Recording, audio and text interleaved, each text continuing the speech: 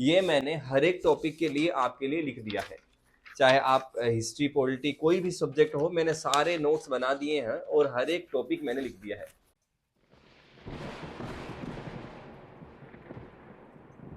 मेरे प्यारे भाई, जीके जो है ना, अभी बच्चे इतना ज्यादा पढ़ चुके हैं कि एग्जाम के अंदर उनको समझ में नहीं आ रहा कौन सी चीज रिवाइज करें। यानी जीके बहुत ज्यादा वास्ट है। आप सारे सब्जेक्ट देखते हो, हिस्ट्री, पॉलिटी, ज्योग्राफी, इकोनॉमिक्स देखते हो, फिर साइंस के जो सब्जेक्ट देखते हो, जीएस जिसे जनरल साइंस आप कहते हो, physics, chemistry, biology, then static GK भी है, करंट अफेयर भी है। तो ये वीडियो में मैं कोशिश करता हूं कि आप रिवीजन जो है काफी अच्छे तरीके से कर सको। आप कम से कम टाइम लो और ज्यादा से ज्यादा वो टॉपिक कर लो सबसे पहले जो कि पेपर में पूछने के ज्यादा चांसेस हैं। जितनी भी शिफ्ट्स हैं उन सबको हम देखते हैं, तो मैं कुछ डिसीजन पे पहुंचता हूं। जैसे ये मैंने हर एक टॉपिक के लिए आपके लिए लिख दिया है। चाहे आप हिस्ट्री, पॉलिटी, कोई भी सब्जेक्ट हो, मैंने सारे नोट्स बना दिए हैं और हर एक टॉपिक मैंने लिख दिया है। पहली चीज तो मैं ये बताने से पहले एक चीज क्लियर कर देता हूँ, सारे टॉपिक बताने से पहले, कि जो बच्चा 100% चीजें पढ़ चुका है और उनका 2-3 बार रिवाइज कर चुका है, रिवीजन कर चुका है, वो बहुत अच्छी बात है। सिर्फ ये नहीं कहूंगा कि ये 20% या 30% पढ़ लो सिलेक्शन हो जाएगा, ऐसा नहीं होता है। एक कुछ चीजें तो रहती है जो आपको पढ़नी ही पड़ेगी। बस मैंने कोशिश करी है हर एक सब्जेक्ट में आपको एक ऐसी चीज बता दूं कि यहां से तो सवाल आता ही है, बाकी चीजें पढ़ लेते हो तो बहुत बढ़िया बात है, नहीं पढ़ते हो तो वो वाली रिस्क ली जा सकती है। अब जिस बच्चे ने पहले से पढ़ा हुआ है उसको पता चल जाएगा कि मैंने कितनी चीजें छुड़वाई है, और जो पहली बार ही पढ़ने लग रहा है उसको तो यही लगेगा कि मैंने काफी कुछ बता दिया है, क्योंकि उसको पता ही नहीं है ना एक्चुअल में कौन से सब्जेक्ट में कितनी सारी चीजें हैं, उसको तो यही बहुत ज्यादा लगेगी। खैर, मैं इन सब बातों की चर्चा नहीं करूंगा। मैं एक बात यहाँ क्लियर कर देता हूँ कि चाहे एनटीपीसी का बच्चा जो अभी एग्जाम दे रहा है वो तो पढ़ेगा ही, इसके अलावा डी ग्रुप वाले बच्चे भी हैं जिन्होंने अभी प्रिपरेशन शुरू करनी है या अभी अभी शुरू करनी करी है। उन बच्चों के भी मेरे भाई ये डाउट रहता है कि सर हम जीके कैसे करें, या 4-5 महीने में सबसे पहले कौन सी चीज कर ले। उनके लिए भी ये वीडियो बहुत ज्यादा फायदेमंद रहने वाला है। वो कम से कम इतनी जो चीजें मैं बता रहा हूं वो पहले कर लो, डी ग्रुप वाले बच्चे भी। उसके अलावा बाद में अगर आपके पास टाइम बचता है तो बची हुई चीजें भी कर लेना। ठीक है भाई। बाकी एनटीपीसी वाले बच्चे तो दिमाग में बिठा लो, ये चीज कान खोल के सुन लो कि जो टॉपिक बता रहा हूं सबसे पहले इनका ही रिवीजन करना है।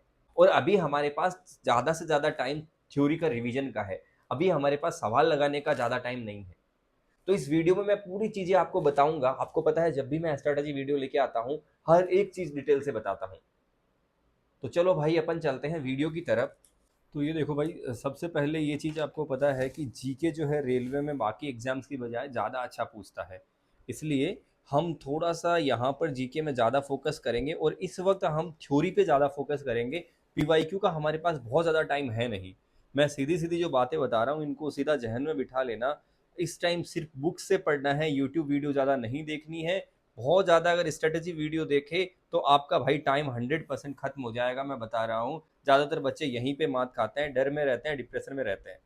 इसके अलावा ये जितनी भी चीज़ें मैं बताने वाला हूँ इस वीडियो में, जितने भी टॉपिक्स, उन सब की पीडीएफ आपको पुष्पा सर ऑफिशियल, जो exam expert Pushpa sir official है, उस पर आपको मिल जाएगा टेलीग्राम ग्रुप पे, जिसका लिंक जो है मैं डिस्क्रिप्शन में प्रोवाइड करवा दूंगा वीडियो की। और अगर कोई भी सवाल पूछना है तो आप इंस्टाग्राम पे जाके मेरे को सीधा मैसेज कर सकते हैं या फिर कमेंट करके या टेलीग्राम के थ्रू भी पूछ सकते हैं।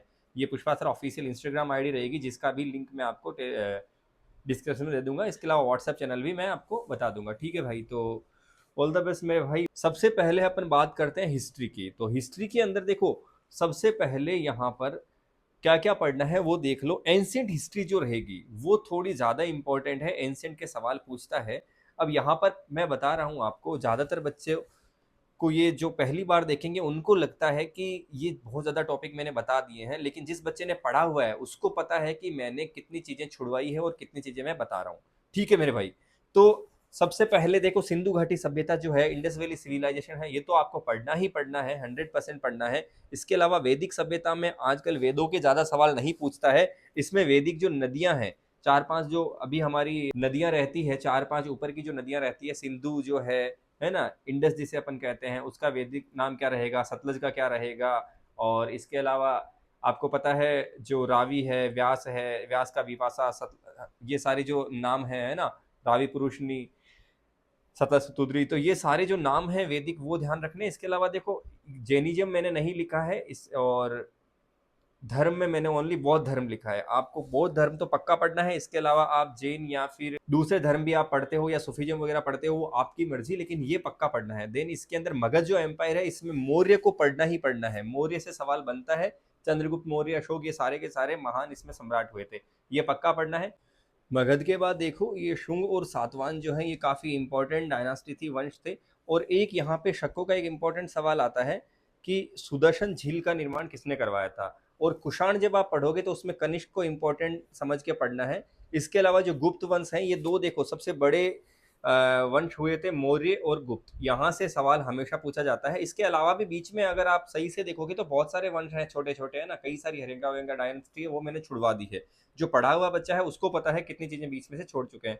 ये कृष्णदाय देवराय और विजयनगर है, ये मिडाइवल का टॉपिक है, वो मैंने यहाँ लिख दिया है, ये इंपॉर्टेंट है। चोल वंश काफी इंपॉर्टेंट है। चोल के अलावा और भी कई सारी चीजें हैं, लेकिन चोल तो ये इंपॉर्टेंट है ही, ये इसी दौर का ये वंश रहेगा। चोल आपको अच्छे से पढ़ लेना है, ठीक है भाई। और सल्तनत काल की जब मैं बात करता हूँ तो यहाँ पे 5 वंश लगातार रहते हैं, इनसे लगातार सवाल पूछता रहता है। एंशिएंट में बहुत सारे टॉपिक्स में तो ये जो मैंने बताए ये तो पक्का पढ़ने हैं, इसके अलावा आप कुछ और करते हो तो ठीक है। फिर जी के टी एस एल जो मैंने लिखा है, गुलाम खिलजी, तुगलक, सैयद और लोधी, ये इनके अंदर मेनली आपको थोड़ा सा टाइमिंग का ध्यान रखना है, और किसने कौन सी इमारत वगैरह बनाई। इसके अलावा यहाँ पे एक नाम और आता है इसी के बीच में, बलबन, तो थोड़ा सा बलबन के बारे में भी पढ़ लेना है कि बलबन ने क्या क्या काम किए थे, कुछ चीज़ें बहुत इंपॉर्टेंट उसने काम किए थे, है ना, तो वो थोड़ा सा पढ़ लेना है। और उसके बाद अपन चलेंगे मुगल। तो मुगल में दो चीज़ों पे फोकस करना है, स्थापत्य और कला जो है, यानी आर्ट जो है, और उन्होंने कौन कौन सी मीनारें बनाई थी, ठीक है भाई। तो इसमें अकबर, शेरशाह है, ये इंपॉर्टेंट रहेंगे दोनों के दोनों। इसके अलावा जो है कितनी मीनारें बनी गई और क्या क्या कला के रूप में काम किए गए, वो सब इंपॉर्टेंट रहेंगे। देन मिडाइवल के अंदर मैं बहुत सारी चीज़ें छुड़वा चुका हूँ, अगर आप सही से देखोगे तो अब कुछ को लगेगा कि इसमें सल्तनत और मुगल आ गया और कृष्णदेवराय आ गया। देखो विजयनगर में मैंने सबसे ज़्यादा कृष्णदेवराय के बारे में फोकस करने को कहा, देन मैं मुगल में अकबर, शेरशाह पे फोकस कह रहा हूँ, और यहाँ पे ये है। इसके अलावा मराठों की कुछ संधियां हैं, और भी कई सारी संधियां हैं, मेनली मराठों की वो संधियां जो है वो यहाँ पे आपको पढ़नी है। ये काफ़ी ज़्यादा इंपॉर्टेंट चीज़ें हैं, इतना तो आपको करना है। इसके अलावा आप करते हैं तो बहुत बढ़िया बात है। पढ़ने में कोई वो चोरी होनी ही नहीं चाहिए, मैं तो कहता हूँ। कोई पूरा पढ़ेगा और पूरा ही रिवाइज कर लेगा वो तो हमेशा आगे ही रहेगा, लेकिन जो इतना पढ़ेगा वो भी कुछ हद तक चीज़ें कवर कर पाएगा। देन अगर अपन बात करते हैं, देखो सूफीज्म वगैरह वो मैंने छुड़वा दिया है, बहुत ज़्यादा सवाल मैंने नहीं देखे।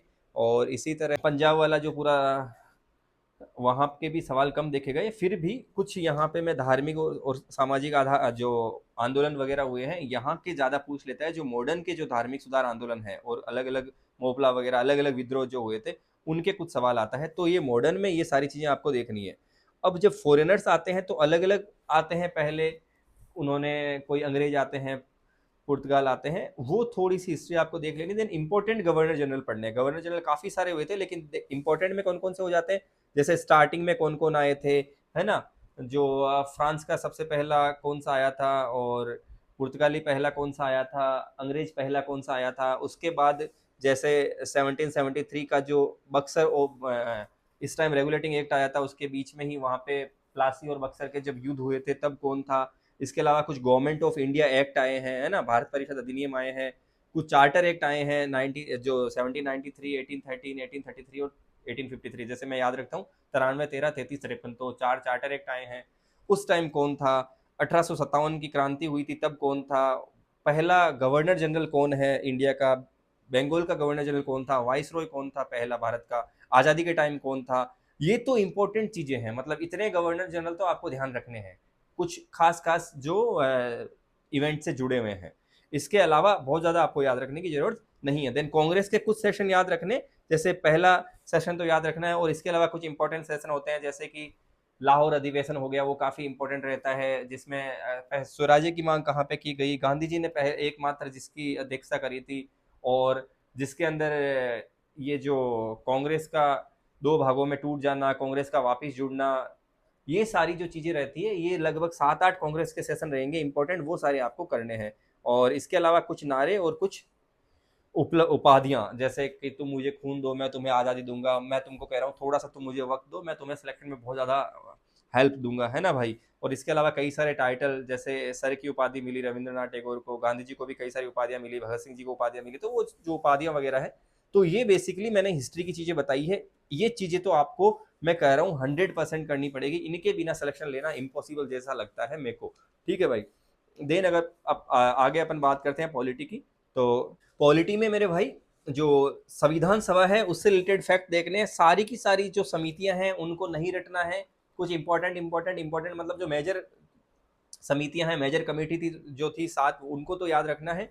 इसके बाद संविधान के स्रोत, तो संविधान कहाँ से लिया गया है, ये काफ़ी ज़्यादा इंपॉर्टेंट है, संविधान कहाँ से लिया गया है। इसके अलावा इंपॉर्टेंट आर्टिकल, तो आर्टिकल इंपॉर्टेंट कैसे पता चलेगा, जो 12 से 35 हमारे अधिकार है, हमारे जो कर्तव्य है, जो डीपीएसपी है, directive principle of state policy, यानी नीति निर्देशक तत्व, पंचायती राज व्यवस्था है, और प्रेसिडेंट और सुप्रीम कोर्ट, ये तो पक्का पढ़ लेना है आपको, इतना तो पक्का पढ़ लेना है। इसके अलावा स्टार्टिंग की नागरिकता वगैरह, उनका बेसिक जान लेना है। नागरिकता के डीप क्वेश्चन नहीं पूछेगा सिटीजनशिप जो है, लेकिन जो सिटीजनशिप है उसका बेसिक आपको जानना जरूरी है। इसके अलावा स्टेट की भी कुछ चीजें जानना जरूरी है। इसके अलावा जैसे पॉलिटी में ये कुछ कमिटीज हैं, अटॉर्नी जनरल है, कैग है, अटॉर्नी जनरल और कैग, ये दोनों जो काफ़ी इंपॉर्टेंट है। और 12 जो शेड्यूल है हमारे, वो आपको पढ़ लेना है। कुछ इंपॉर्टेंट कमेटी पढ़ लेनी है, अलग अलग टाइम पे बनाई गई हैं, और कई हमारी फाइनेंस की कमिटीज हैं, कई हमारी कॉन्स्टिट्यूशनल कमिटीज है, कुछ स्टेटरी है जो सांविधिक कमिटीज है ना, वो सारी आपको पढ़नी है। देन इसके अलावा अमेंडमेंट पढ़ने हैं, इंपॉर्टेंट अमेंडमेंट में हो जाते हैं, जैसे कुछ भाषाओं को लेके हैं, कुछ पंचायती राज व्यवस्था को लेके है, म्यूनिसिपलिटी को लेके है ना। तो ये आपको जो सोल्यूशन वगैरह देखोगे तो इनमें इंपॉर्टेंट ही दे रखे होते हैं, कुछ एक साथ मिल जाएंगे, वो आपको पढ़ने हैं, इतना पढ़ना है। इसके अलावा बहुत सारी चीज़ें जैसे बच जाती है, आप पूरे देखोगे तो उसके अंदर जब पॉलिटी पढ़ने लगोगे, अगर आपने पढ़ा होगा, उनको पता है कि स्टेट की भी कई सारी चीज़ें हैं, यूनियन लिस्ट वगैरह भी बहुत है, जो यूनियन के स्टेट के रिलेशनशिप और बहुत सारी चीज़ें आती है इसके अंदर, है ना। तो जब पार्ट्स देखते हो आप, संविधान के पार्ट्स देखते हो 25 के 25, तो उसको पढ़ोगे तो पता चलेगा। तो वो सारी चीज़ें मैंने छुड़वा दी है, ये पॉइंट आपको सबसे पहले करने हैं। ज्योग्राफी है, ज्योग्राफी काफी वास्ट है भाई, ज्योग्राफी काफी बड़ा टॉपिक रहता है, इसमें इतना तो मैं बोल रहा हूँ, ये तो पढ़ना ही पढ़ना है। इसके अलावा ज्योग्राफी समझने लायक चीज है, तो अगर आपने समझा होगा तो बहुत बढ़िया बात है। Solar system, atmosphere, oceanic current, atmosphere के अंदर जो इसमें अलग अलग जो वातावरण की अलग अलग लेयर हो गई, क्षोभ मंडल, समताप मंडल, ओजोन मंडल, जो जिसे आप कहते हो, है ना, स्ट्रेटोस्फेयर, ट्रोपोस्फेयर, मिजोस्फेयर, एक्सोस्फेयर, ये सारी। देन ओशनिक करंट जो है, समुद्री धाराएं, चक्रवात, ये सब पढ़ना है। ज्वार भाटा, ग्रहण कैसे लगते हैं, चंद्र और सोलर इक्लिप्स जो है, चंद्र और सूर्य ग्रहण। देन पृथ्वी की आंतरिक संरचना, क्रस्ट मेंटल कोर जो है, ये काफी इंपॉर्टेंट टॉपिक रहेगा, क्रस्ट मेंटल कोर। इसके अंदर जो कंपोजिशन रहता है, कौन सा जो इसमें भू प्रॉपर्टी की संरचना है, वो सब भी आता है, सियाल, सीमा, निफे, ये सारी, और मोहविक वगैरह, इसके जो डिसकंटिन्यूटी रहती है, अशांतता, वो सारी भी पढ़नी होती है। इसके अलावा इसके अंदर जैसे सिलिकॉन और एल्यूमिनियम होता है, कहाँ पे कौन सा एलिमेंट सबसे ज़्यादा है, कम है, ये सब पढ़ना है। देन भूकंप जो है और ज्वालामुखी, ये जो नेचुरल कैलेमिटी जो है, नेचुरल डिजास्टर जो है, प्राकृतिक आपदाएं हैं, ये दोनों पढ़नी है। देन चट्टान बहुत ज़्यादा इंपॉर्टेंट टॉपिक है, चट्टान का सवाल आता ही इसके अंदर पूछ लेता है सीधा, कि भाई सेडिमेंट्री रॉक कौन सी है, मेटामॉर्फिक कौन सी है, यानी अवसादी आग्नेय और कायांतरी चट्टानों के बारे में चट्टान ही दे के पूछ लेता है ये कौन सी है, या फिर पूछ लेगा कि उल्टा भी पूछ लेगा कि इनमें से कौन सी ये वाली चट्टान है। और भारत और विश्व के पर्वत तो यार इंपॉर्टेंट टॉपिक रहता ही है। और प्लेट्यू जो है, पठार है हमारा, जो पठार का जो प्रायद्वीपीय पठार का जो हिस्सा है, वो उसमें नदियों और कई तरीके से वो काफ़ी मिनरल वगैरह बहुत ज़्यादा है उसके अंदर, तो वो ज़्यादा इंपॉर्टेंट हो जाता है, उसके मिनरल्स वगैरह भी पढ़ लेने हैं, है ना, उसमें कोयला वगैरह कैसे कहाँ पे निकलता है। देन नदियाँ और झीलें और द्वीप और वाटरफॉल और स्टेट, तो ये एक टॉपिक है, नदियाँ, झीलें, द्वीप। तो मेन इंडिया में नदियाँ और झीलें आपको देखनी है, खारे की पानी की कौन सी सबसे बड़ी है, मीठे पानी की कौन सी बड़ी है, सबसे कृत्रिम झील कहाँ पे, आर्टिफिशियल लेक। नदियों में भी सबसे बड़ी नदी और नदी द्वीप कौन सा है सबसे पहला, सबसे बड़ा इंडिया का वाटरफॉल, वर्ल्ड का सबसे बड़ा वाटरफॉल। और इसके अलावा कुछ नदियों पे कौन सी नदी पे कौन सा वाटरफॉल है, वगैरह वगैरह। एंड देन दर्रे और हाईएस्ट पीक, सबसे ऊंची चोटी कौन सी है, और कुछ दर्रे जो ऊपर आप देखोगे तो ज़्यादातर दर्रे मिलेंगे, कुछ वेस्टर्न घाट और ईस्टर्न घाट में मिलेंगे। देन मृदा, जो सॉइल है उसको पढ़ना है। और इंडस्ट्री की कुछ चीज़ें आपको इसमें पढ़नी है, इंडस्ट्री में यही सब आ जाएगा। कि कोयला की इंडस्ट्री कहाँ पे है, और इसके अलावा हम जो आयरन वगैरह उनकी इंडस्ट्री कब पहले बनी थी, कौन सी कुछ है, जैसे एक तो जर्मनी की हेल्प से बनाया था, रशिया की हेल्प से, तो वो सारा थोड़ा सा आपको पढ़ लेना। देन वन्य जीव अभ्यारण्य, wild life sanctuary, national park, ये है वाइल्ड लाइफ सेंचुरी और ये है नेशनल पार्क, ठीक है। वन्य जीव अभ्यारण्य वगैरह और राष्ट्रीय उद्यान। और क्लाइमेट के बारे में पढ़ना है, थोड़ा सा इंपॉर्टेंट रहता है क्लाइमेट के बारे में। इसके अलावा अगर आप ज्योग्राफी पढ़ी होगी तो आपने देखा होगा इतना ही नहीं है ज्योग्राफी, फिजिकल और ह्यूमन ज्योग्राफी देखते हो तो इसके अलावा भी बहुत कुछ है। ज्योग्राफी का ये टॉपिक और लिख देता हूँ मैं, वो इसको आप सेंसस जनगणना लिख दीजिए, और इसको आप ये भी मान लीजिए टॉपिक को, स्टैटिक का पार्ट भी मान लीजिए। मैंने स्टैटिक में मेंशन किया होगा, यहाँ नहीं किया है। तो इतनी ज्योग्राफी तो आपको पढ़नी ही पढ़नी है, चाहे कुछ भी हो जाए। इसके अलावा आप पढ़ते हो तो बहुत अच्छी बात है। देन अपन बात करते हैं मेरे भाई इकोनॉमिक्स की। तो इकोनॉमिक्स में देखो, इकोनॉमिक्स तो बहुत लंबी चौड़ी है यार, इसका तो बहुत अंत ही नहीं है, लेकिन इतना आपको पक्का पढ़ना है, नेशनल इनकम, मतलब आप ये सारे टॉपिक लिख के रख लो, गूगल से भी पढ़ लो, कहीं पीडीएफ उठा के पढ़ लो, लेकिन आप पढ़ते जाओ, टिक करते जाओ, सारे टॉपिक नोट कर लो। नेशनल इनकम जो 5 ईयर प्लान है, पंचवर्षीय योजना है, और नीति जो आयोग है, इसके अलावा अलग अलग इंडेक्सेज आती है, ये इकोनॉमिक्स से रिलेटेड कह लो या करंट से रिलेटेड कह लो, अलग अलग इंडेक्सेज आती है इकोनॉमिक्स की, रिलेटेड रहती है मोस्टली। और इसके अलावा इकोनॉमिक्स की कुछ कमिटी है, लुसेंट या कोई दूसरी बुक देखोगे किरण वगैरह की, तो आप उसमें देखोगे कई सारी इकोनॉमिक्स की कमिटीज बनी हुई है, समितियां बनी हुई हैं अलग अलग चीज़ों के लिए, वो समितियां पढ़नी है। कुछ ग्राफ है, कुछ कर्व दे रखे हैं, लोरेंज कर्व वगैरह, वो कर्व देखने हैं, डिमांड सप्लाई का कर्व हो गया, वो कर्व का सवाल मैं कई बार देखता हूँ, इंपॉर्टेंट है, आता है भाई। और ये नेशनल इनकम का और फाइनेंस, इनका सवाल तो पक्का आता है। Then Reserve Bank of India और मॉनेटरी पॉलिसी, जो भारत की मौद्रिक नीति है और भारत का जो रिजर्व बैंक है, ये मौद्रिक नीति में ही आ जाएगा, CRR SLR वगैरह वो सारी चीज़ें, तो ये सब चीज़ें पढ़नी है। NBFC का मैं नाम बोल देता हूँ, आप सुन लीजिए, non banking finance commission, non banking finance commission जो है, ये आपको पढ़ लेना है। इसमें माइक्रो मैक्रो दोनों को पढ़ लेना, ये काफ़ी इंपॉर्टेंट है। पहला कहाँ पे बना, इसके अलावा वुमन के लिए भी जो ऐसा रहता है, ये कहाँ पे बना, ये पहले वगैरह ये सब पढ़ लेना है। देन न्यू इंडस्ट्रियल पॉलिसी, जो भारत की नई औद्योगिक जो नीति है, 1991 में बनी थी शायद, मेरे ख्याल से 91 में ही होगी। तो ये औद्योगिक नीति नई जो बनी है, इसके बारे में पढ़ना है। देन मुद्रास्फीति जब हो जाती है तो गवर्नमेंट क्या करती है, इन्फ्लेशन के टाइम गवर्नमेंट क्या करती है, repo rate, reverse repo rate वगैरह वो कैसे, क्या वो कम ज़्यादा करके कैसे मैनेज करती है ना। तो इन्फ्लेशन आपको थोड़ा पढ़ लेना है। देन अगर बात करते हैं बायोलॉजी की, तो बायोलॉजी काफ़ी वास्ट टॉपिक है, इसमें इतना तो पक्का पढ़ना है, क्योंकि ये वो चीज़ें हैं जहाँ से एक सवाल हर मैंने शिफ्ट में देखा है।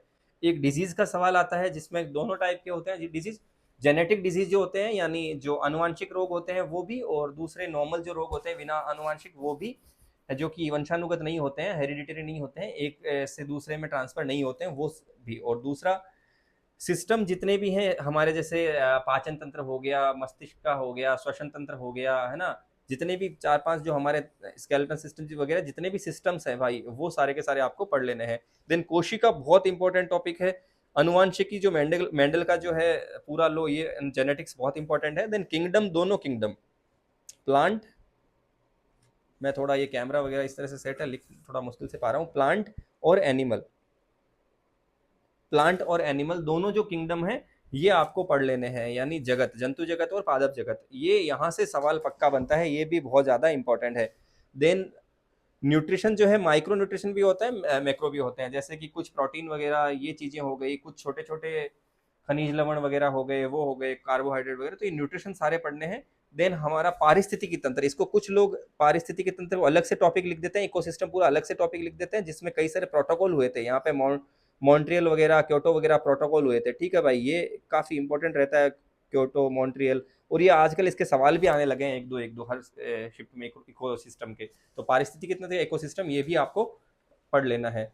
बायोलॉजी देखो, आपने देखा होगा बहुत लंबी चौड़ी है, बट मैंने जो बताया है इतना तो आपको पक्का पढ़ना है।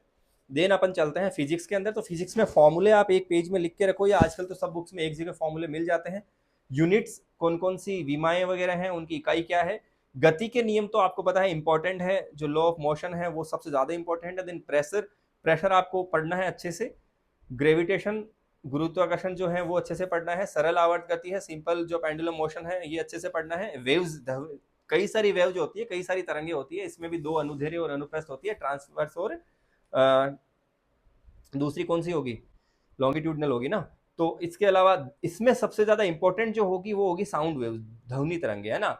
ये किस तरह की होती है आप मुझे बताओ, ये ट्रांसवर्स है या लॉन्गिट्यूडनल है, यानी अनुदैर्ध्य है अनुप्रस्थ है, इस तरह क्या है, कमेंट करके बताना आप मुझे। इसके अलावा ये पूछा जाएगा जो मैं पूछ रहा हूँ ये सवाल है ना, इसके अलावा लाइट लाइट के अंदर जो ह्यूमन आई भी आ जाएगी अलग से, बाकी लेंस मिरर ये सब लाइट के अंदर आ जाएगा, लाइट के अलग अलग इफेक्ट होते हैं, वो सारी चीजें पढ़ लेनी है। देन विद्युत, इलेक्ट्रिसिटी, मैग्नेटिसिज्म, फिजिक्स याद रखना। ये जो साइंस का पोर्शन रहता है, रेलवे ही एकमात्र एग्जाम है जिसमें साइंस के सवाल ज्यादा अच्छे पूछता है, यानी साइंस काफी ज्यादा पूछता है, चाहे एसएससी उठा लो, चाहे बैंक उठा लो, चाहे कोई भी दूसरा एग्जाम उठा लो इंडिया का वनडे, इन सब में साइंस का पोर्शन अगर स्ट्रांगली ज्यादा पूछता है तो वो रेलवे का एग्जाम रहता है मेरे भाई। रेलवे में पता नहीं क्यों साइंस, वैसे तो पता नहीं क्योंकि मैं खुद रेलवे में हूँ तो मैं बता दूं, काफी चीजें साइंस रिलेटेड होती है, सब कुछ ही टेक्निकल है यहाँ पे। चाहे मैं अभी जॉब कर रहा हूँ स्टेशन मास्टर की, तो इसमें भी सब कुछ काम टेक्निकल है ना, बहुत ज्यादा चीजें। तो खैर उससे फर्क नहीं पड़ता आप आर्ट्स के हो या साइंस के हो, बट हाँ चीजें पेपर के अंदर साइंस की थोड़ी सी ठीक ठाक पूछी जाती है, थोड़ा सा फोकस के साथ पढ़िए मेरे प्यारे भाई। तो इसलिए मैं फिजिक्स, आप देखोगे कि बाकी लोग आपको जीके वगैरह में भारी भारी सिलेबस बताएंगे, लेकिन यहाँ पे मैं फिजिक्स पे और केमिस्ट्री पे फोकस कर रहा हूँ, क्योंकि इनके मैंने सवाल बहुत ज्यादा देखे हैं, एक दो सवाल पक्का पूछ लेता है, और टॉपिक इतने ही रहते हैं 5-6 टॉपिक ही, बहुत ज्यादा टॉपिक नहीं रहते। हिस्ट्री वगैरह तो बहुत वास्ट होती है भाई, हिस्ट्री अकेली आपने देखी होगी, हिस्ट्री के अंदर एंशियंट आ गया था, मिडाइल आ गया था, मॉडर्न आ गया था, इतनी बड़ी हिस्ट्री थी। लेकिन यहाँ पे क्या है, यहाँ पे इतनी सी फिजिक्स है। अब आपको लगेगा फिजिक्स में मैंने ज्यादा टॉपिक बता दिए, ज्यादा नहीं है, जिसने फिजिक्स पढ़ी होगी या जो सही से पढ़ रहा होगा उसको पता होगा ये ज्यादा टॉपिक नहीं है। देन लोज, इंपॉर्टेंट लो है कई सारे, इसमें लो है लेफ्ट हैंड का, राइट हैंड का, है ना, फेराडे वगैरह के अलग अलग लो हैं, वो सारे लो एक जगह लिख लेना, किरचॉफ वगैरह के, फेराडे वगैरह के, यानी विद्युत के भी हैं लो, मैग्नेटिसिज्म जो है चुंबकत्व, इसमें भी कुछ लोज हैं, सरल आवर्त गति में भी कुछ लोज है, वो सारे एक जगह लिख लेना, उनमें से पक्का एक लो पूछता है वो। देन रेडियो एक्टिविटी है काफी इंपॉर्टेंट, जो मैडम क्यूरी वगैरह वाला जो रेडियो एक्टिविटी की जो खोज वाले जो हैं, ये काफी इंपॉर्टेंट रहता है। देन वैज्ञानिक के जो उपकरण है, ये पहले के टाइम में तो काफी इसके पूछता, अभी कम पूछ रहा है, फिर भी अगर आप एक बार रीडिंग मारो तो मार सकते हो। देन हम बात करते हैं केमिस्ट्री, रसायन विज्ञान केमिस्ट्री की हम बात करेंगे। केमिस्ट्री के अंदर एसिड, बेस एंड सोल्ट, यानी अम्ल, क्षार और लवण, ये काफी इंपॉर्टेंट है। देन ऑटोमिक स्ट्रक्चर, परमाणु क्रमांक वगैरह, परमाणु संरचना कौन सा है, परमाणु क्रमांक कितना है, ये पूछ लेता है, कुछ इंपॉर्टेंट परमाणु क्रमांक पढ़ लेना, ठीक है मेरे भाई। देन पीरियोडिक टेबल, आवर्त सारणी, ये अभी 9th-10th में तो हटा दिया है, लेकिन अभी हमारे लिए ये पढ़ना है, हमारे सिलेबस के अंदर कभी भी पूछ लेता है भाई, ठीक है। इतना कंपटीशन का सिलेबस इतना ज्यादा स्पेसिफिक नहीं होता है, इतना ज्यादा अच्छे से नहीं समझाया जाता है कंपटीशन का सिलेबस, कॉम्पिटेटिव एग्जाम जो होते हैं उसका सिलेबस, यहाँ पे आपको पढ़ लेना चाहिए, ठीक है। और मेटल और नॉन मेटल, इसके तो सवाल आते ही हैं। इसके अलावा कार्बन काफी ज्यादा इंपॉर्टेंट है, और यहाँ पे जो गैस के अलग अलग लो हैं, बॉयल का, और ये 3 जो लो रहते हैं, चार्ल्स का, बॉयल का और गेल लुसेक का, ये जो मैं बोल रहा हूँ उस पर ही फोकस करो लिखे हुए के अलावा, चार्ल्स बॉयल और गेस लुसेक, तो ये गेल लुसेक, तो ये तीनों लो भी आपको अच्छे से पढ़ना है। देन ईंधन जो है, फ्यूल जो है, कौन सा क्या काम आता है, मतलब किस टाइप के फ्यूल वगैरह हैं, वो सारी चीजें पढ़नी है। साइंस टेक में आप इसरो डीआरडीओ को पढ़ लो, परमाणु अनुसंधान जो है, एटॉमिक रिसर्च जो है, उसमें इसरो और डीआरडीओ को अच्छे से पढ़ के जाना, इनकी जो अलग अलग सैटेलाइट्स वगैरह हैं, इनके जो लेटेस्ट मिशन है, इनके जो पुराने मिशन है, वो इतना आपको करके जाना है। देन अपन बात करते हैं static GK, the one of the most vast topic, यानी स्टैटिक जीके बहुत होता है। स्ट्रेटेजी के इसमें मैंने कुछ टॉपिक लिखे हैं, इनसे सवाल अक्सर ही देखे गए हैं। घराना, कौन सा क्या घराना है, घराना में यार बहुत कुछ है, लेकिन आप, मैं अभी स्टैटिक जीके के लिए क्या कर रहा हूँ, क्विज स्टार्ट कर रहा हूँ अपने टेलीग्राम चैनल पे, 1 या 2 दिन में स्टार्ट कर दूंगा। तो मैं लगभग 30 दिन में 30 क्विज करके सारे टॉपिक कवर करवा दूंगा। करंट अफेयर की भी कोशिश करूंगा, लेकिन पहले स्टैटिक जीके तो मैं पूरा का पूरा खत्म करवा दूंगा, क्योंकि out of 40 question probably 8 question, 7-8 question आपको इसके दिख जाएंगे, ठीक है भाई। घराना, फेस्टिवल, फोक डांस और क्लासिकल डांस, गुफाएं, स्तूप, बुक्स और ऑथर्स, रेलवे के बारे में थोड़ा सा जान लेना, डेज एंड थीम, कौन सा डे और कौन सा थीम है, कुछ ऑर्गेनाइजेशन है, जैसे वर्ल्ड के ऑर्गेनाइजेशन भी है और इंडिया के भी हैं। इसके अलावा रामसर साइट्स है, कई सारी टोटल रामसर साइट्स है, पहली वगैरह ध्यान रखनी है, और कुछ इंपॉर्टेंट नहीं वगैरह नए वेटलैंड जोड़े हैं तो वो भी ध्यान रखने हैं। Reserve, tiger reserve, elephant reserve, जो इनके कुछ अलग अलग, हाँ, वो क्या कहते हैं उनको, अभियान भी चलाए गए थे, वो भी याद रखने हैं। National park, wild life sanctuary मैंने पीछे भी लिखवा दिया, यहाँ पे भी। और सेंसस, ये जनगणना, ये स्टैटिक जीके का इतना पार्ट तो आपको पक्का पढ़ लेना है, किसी भी हाल में, एनी हाउ आपको पढ़ लेना है। इसे मैंने एक चीज क्या छोड़ दी भाई, म्यूजिकल इंस्ट्रूमेंट ना,